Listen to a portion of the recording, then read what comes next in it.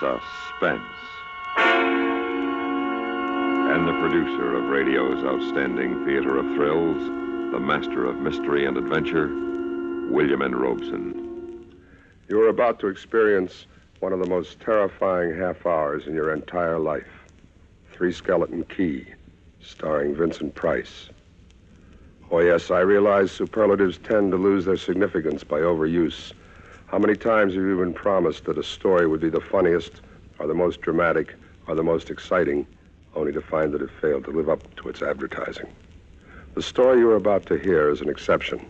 It is unconditionally guaranteed to chill your blood, unless you happen to love rats. We begin now with Mr. Vincent Price in Three Skeleton Key, a play well calculated to keep you in suspense.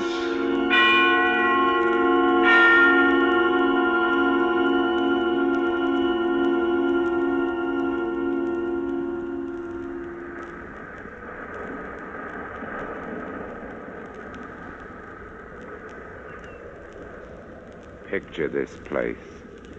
A gray tapering cylinder welded by iron rods and concrete to the key itself. A bare black rock 150 feet long, maybe 40 wide. That's at low tide. At high tide, just the light rising 110 feet straight up out of the ocean. And all about it, the churning water, gray-green, scum-dappled, warm as soup.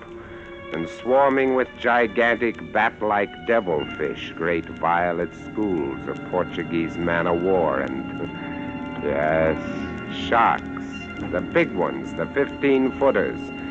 And as if this wasn't enough, there was a hot, dank, rotten-smelling wind that came at us day and night off the jungle swamps of the mainland. A wind that smelled like death. Set in the base of the light was a watertight bronze door. And in you went and up, yes, up and round, past the tanks of oil and the coils of rope, cases of wicks, racks of lanterns, sacks of spuds and cartons and cans, and up, round and round. Over the light storeroom was the food storeroom, and over the food storeroom was the bunk room where the three of us slept. And over the bunk room was the living and cooking room. And over the living and cooking room was the light. She was a beauty, balanced like a ballerina on the glistening steel axle of her rotary mechanism.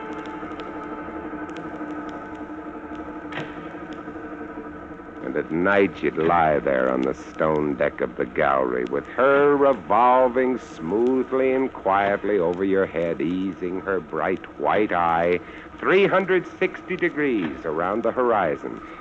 You'd lie there watching to see that the feeders kept working, that everything ran right. And it wouldn't be bad.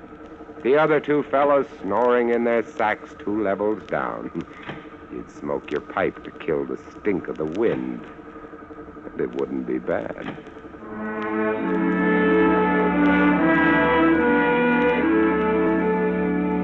About those other two, Louis and Auguste. What a pair. Louis, he was head man, was a big fellow from the Basque country, black beard, little hard black eyes, and a pair of arms that I tell you, those arms were as big around as my legs. Yeah, head man he was, and what word he let go was law. A silent fellow, and although I spent my first 2 weeks trying to strike up a real conversation, the most I could ever get out of him was... I took up this profession because I don't like people. They talk too much. It's quiet work, light tending. Let's keep it that way. Understand? You're getting to be as bad as Auguste. I thought maybe... That was Louis. And when he accused me of becoming like Auguste, I quieted down, because Auguste was the talkingest man I've ever met. The talkingest and the ugliest. He was hunchbacked, stood 4 feet high, had red hair and big blue eyes. It seems he'd been an actor in Paris. Played in over 200 different productions, dear boy, at the Grand Guignol. Oh, but it was monstrous, horrible, the way we used to scare the audience. I was hated. Yes. They used to throw things and hiss and bare their teeth at me. Well, finally it got too bad. I couldn't stand it any longer. No, I gave up the theater. My nerves, you understand. Yes, I gave it up completely. I really did. I couldn't stand it any longer.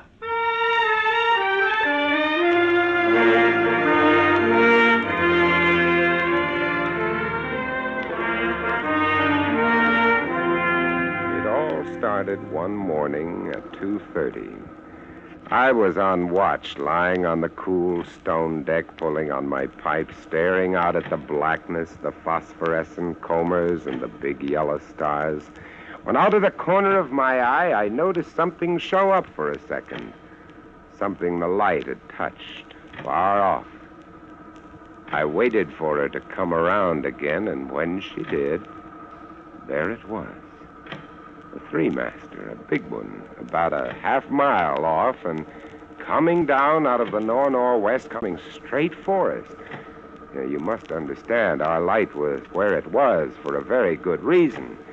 Dangerous submerged reefs surrounded us, and ships kept clear, but this one, this sailing vessel, was coming straight on. I went over to the gallery door and yelled, "Louis! Louis! What? Ship headed for the reefs!" Coming right up. I had the glasses out now. Couldn't read her name, but I could see her quite plainly. All sails set, the foam creaming away under her bow, her beautiful lines. A Dutch ship, I guessed her.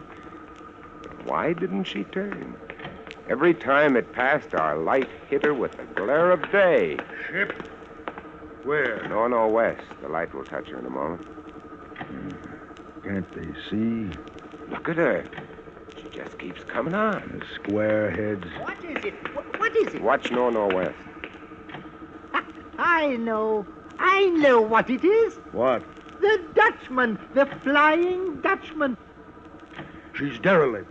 That's it. Derelict? Abandoned. The crew left her for some reason or other, but instead of sinking, she's gone on, running before every wind. She'll not run long. Not with these reefs to break her up. A beautiful ship. Now, why would men leave a beautiful ship like that?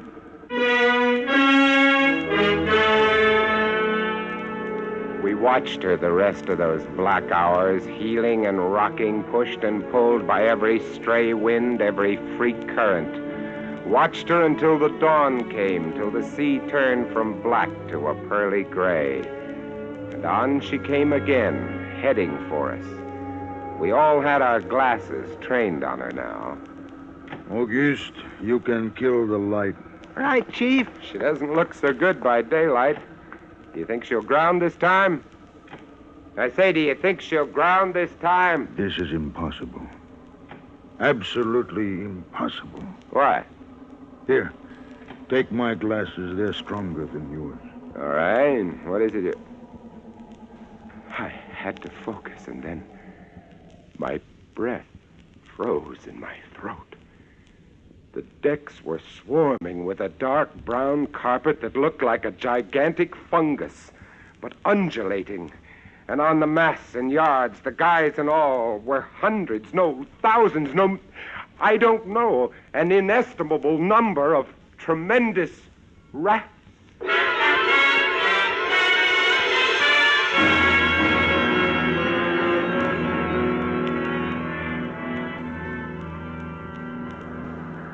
See them? Yes, I see them. Now we know why she's a derelict. Yes, now we know. What are you two doing here? Give me a look. Yes, give him the glasses. Take a good look, Chatterbox. Huh? Give you something to talk about. She's still heading for us. Yeah. Look, if she's going to turn, she'd better turn soon. Suppose she doesn't. You mean suppose she piles up on the key? It's low tide. Yeah. Yes, it is. Well, where's all the conversation? Auguste? No! Ah? No! She's still coming on. Go away! Turn. Go away! Turn, will you? Turn, I say. I pray you, turn.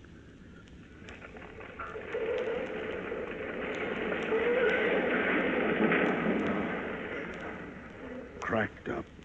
Rats! Look!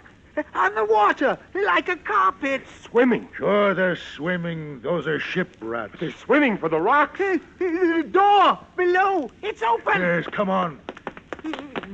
Down we went, racing down the stone stairs, taking them 3 and 4 at a time, scared. You can bet we were scared. Auguste, you get the windows. Maybe they can climb. We don't know. Right, Chief, but hurry, hurry! See them? No. Oh, yes, I do, yes. Up at the other end of the rock. Look at them. Me! They smell us. Here they come. Close the door. I can't! It's stuck! Oh, here, let me.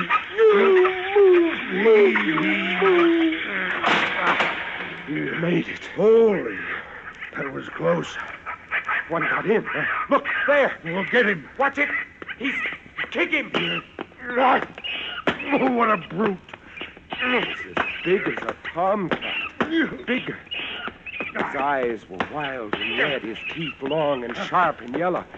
He went for us, starving, ravenous. And we fought him, fought that one rat all over the room. It was believe me, I do not exaggerate. It was like fighting a panther. Got him. We'd better get aloft. Yeah. We ran up the winding staircase. We passed the tiny windows of the various levels.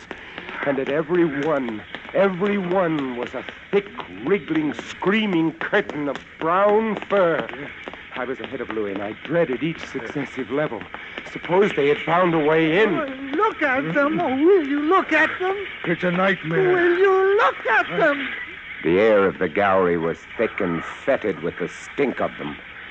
The light was dim brown, filtered through the crawling mass that swarmed over the glass all about us. We could not see the sky. Nothing but them. Their red eyes, their claws, their wriggling, hairy snouts, and their teeth.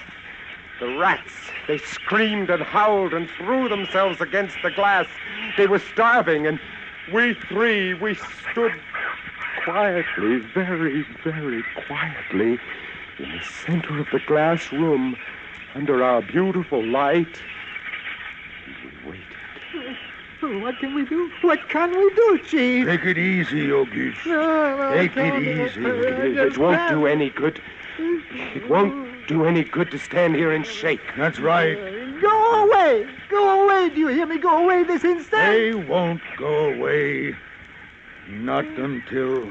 Finish it, Chief. Not until what? Not until they've been fed.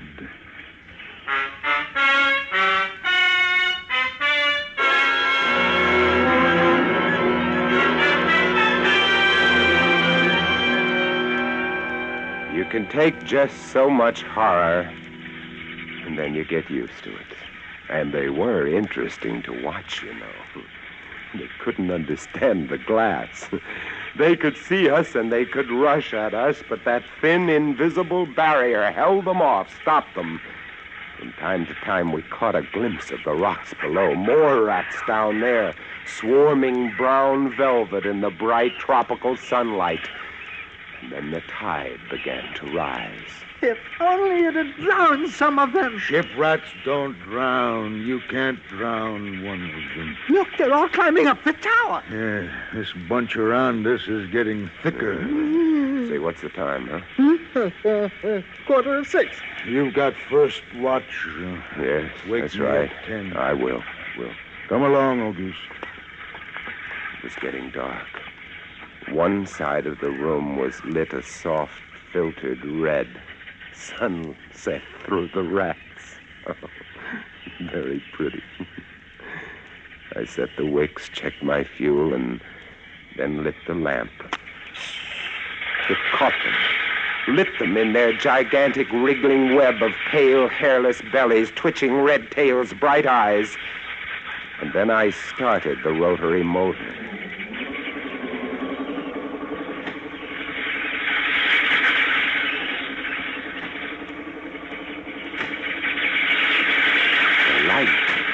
The light drove them mad. As she swung slowly and smoothly about, she blinded them in the fierce stabbing bar of light, moving continually about, ever turning, ever touching, ever moving around, and they twitching and shuddering, eyes flaming when they were struck by the light. The bright light moving, and behind on the dark side of the room, so close, I dared not turn my back, but you cannot help turning your back when you are in a room made of glass. On the dark side of the room, you could not see them, but only their eyes, thousands of points of blank red light, blinking and twinkling like the stars of hell.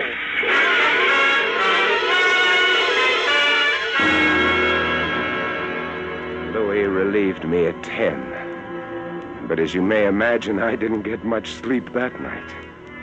And when I came up into the gallery early the next morning, there stood Auguste. He was bowing to the rats, waving his arms, and so help me, making a speech. My dear audience, I am going to play once again that magnificent role which made me the toast of the Paris theater. Prelate, the evil genius of the medieval underworld. I am he who did guide the dark soul of the Marechal into the nether paths. Do not be frightened, little children. I will not hurt you much. He kept turning. I stood staring at him, horror-struck, but he didn't notice me. The man had gone mad. He kept turning, telling his stories to all the rats, leaving not one out. Auguste! Another one, a latecomer. Take a seat on the aisle, dear Patrick. Oh, stop it! He didn't stop. He went on, bowing and scraping to the rats, his big blue eyes rolling and winking, his wild red hair waving about him. I grabbed him by the arm and slapped his face. He looked at me like a child, and then his face screwed up. He looked as though he were about to cry. Go below, Auguste. Go on. Oh, very well, then. Later, my dear audience. Later. Matinee today.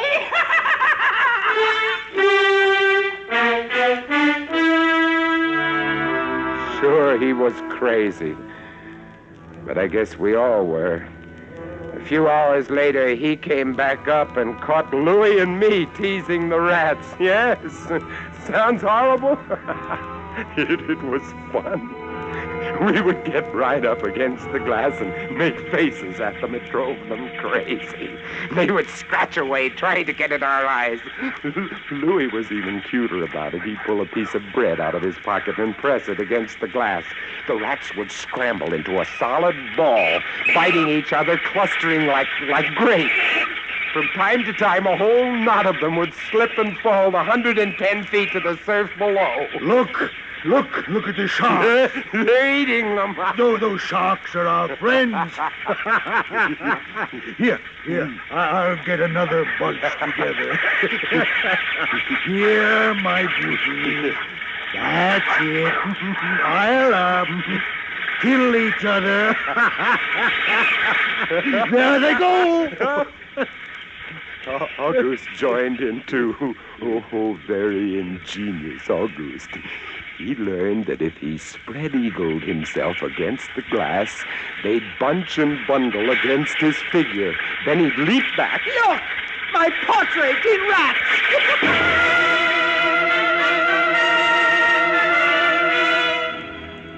It went on all day, and then I was lying in bed. It was about midnight. I was very tired, and I was just beginning to fall off to sleep when I became conscious of a new sound. I couldn't figure it at first. I got up, lit the lamp, and went to the window.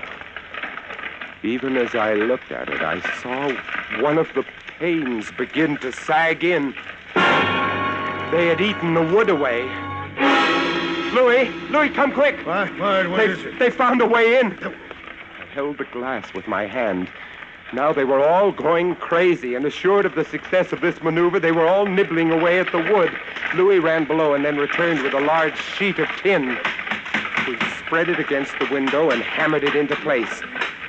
Even as we did so, I felt the heavy bodies thudding against the other side as the window gave way. That ought to hold. If it doesn't, we're done for. Rats can't eat tin. No, they can't. What was that? I don't know. It came from below. The storeroom window. They're in. They're swarming up the stairs. Drop the trap. Like... Two of them got in. Go after them. We didn't have to go after them. They came at us. I leapt to one side and grabbed a marlin spike, swung and smashed one in midair. I whirled to see Louis with the other. It had ripped his hand open and the blood was pouring all over the place. He held his hand aloft and kicked at the snarling rat. I stepped and swung and got him. My hand.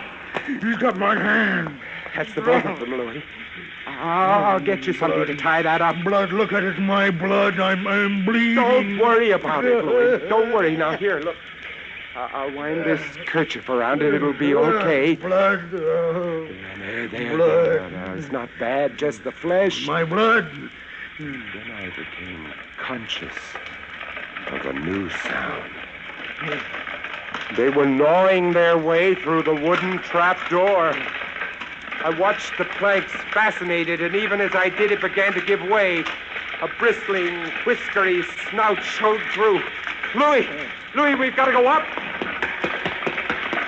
The next level was the living quarters and kitchen. I slammed the trap there, too, but it, too, was wood. Oh, my blood. What are we going to do? I don't know. They'll be through this one in a moment. The gallery. The trapdoor in the gallery is metal. Good. Come on.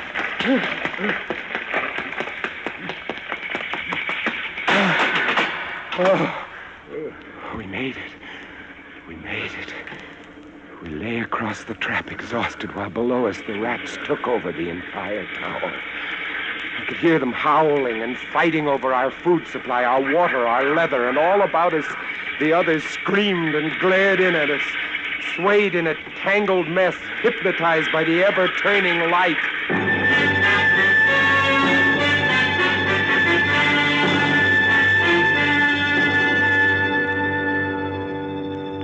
By morning, the air in the little room was horrible. To now, we'd been getting air from the tower below. Now that was sealed off, and so was all our food and water.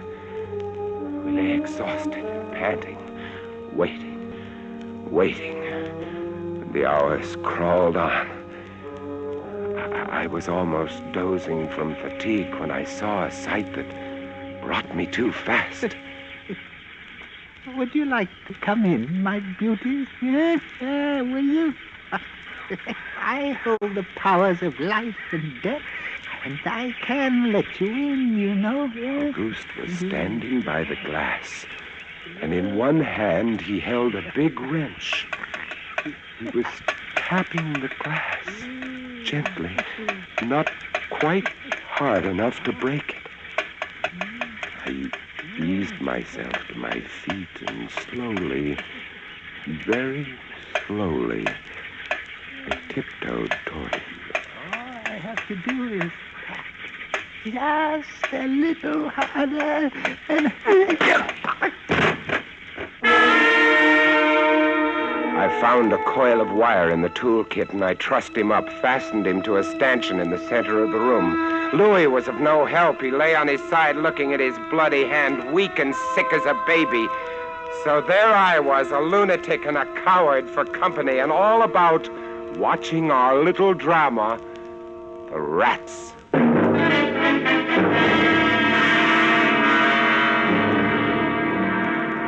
The day dragged by.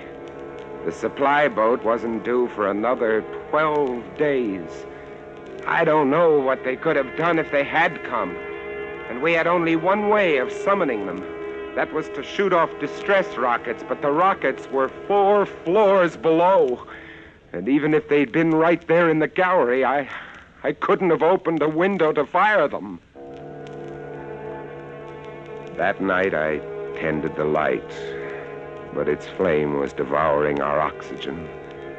The following day we lay, thirst-tormented, starving, waiting. The following night I again tended the light, but the small supply of spare wicking we kept in the gallery had become exhausted, and quite suddenly, at about midnight, the light went out. There was nothing I could do. Wicks were stored 3 levels below. Nothing I could do, nothing. From time to time, I'd strike a match to see the clock. And when I did, it lit up the million red eyes about us, all about us, watching, waiting. Below it had grown quiet. They'd cleaned us out, and now they, too, were waiting. All waiting. And then the rats, quite suddenly, were silent. And then I heard it.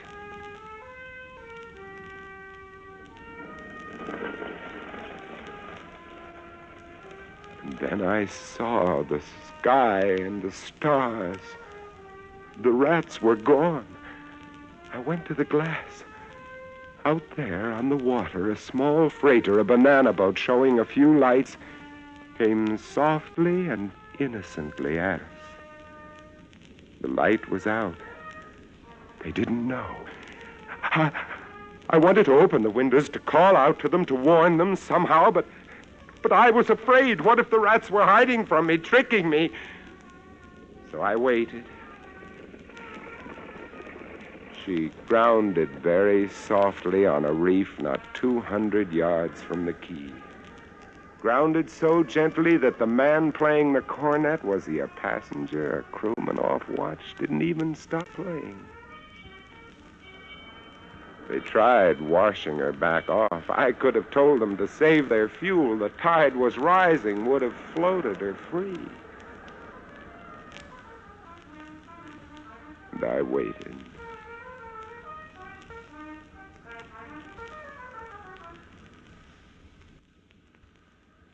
Well, that's all. That's the story. The sun came up and there wasn't a rat on the whole quay. Every last one of that terrible army had deserted us. Gone back to sea on their new ship. August? Insane asylum, he never recovered. Louis, they took him into Cayenne where he died of blood poisoning from his bite. Life on 3 Skeleton Key isn't bad these days. But sometimes, when I see a strange vessel approaching, I get a little nervous. Sure. Somewhere on the seas, there's a little banana boat without a crew. That is, without a human crew.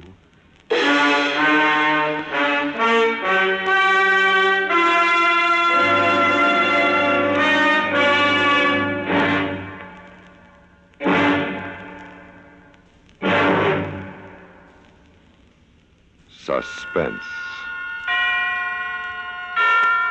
in which Vincent Price starred in 3 Skeleton Key with John Daner and Ben Wright.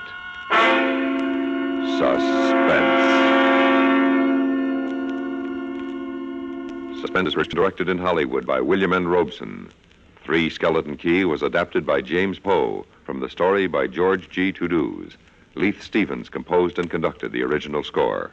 Sound pattern by Cliff Thorsness, Gus Bays, and Ray Kemper. George Walsh speaking. Suspense is presented by the United States Armed Forces Radio and Television Service.